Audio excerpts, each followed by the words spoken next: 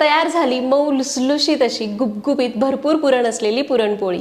तर इथं आपल्याला फक्त काही गोष्टी लक्षात घ्यायच्या, त्या मी तुम्हाला व्हिडिओमध्ये सांगितल्याच की स्टेप बाय स्टेप अगदी व्यवस्थित तुम्हाला पद्धत सांगितलेली आहे, कुठं काळजी घ्यायची, कुठे काय करायचं, अशा सगळ्या गोष्टी सांगितल्या।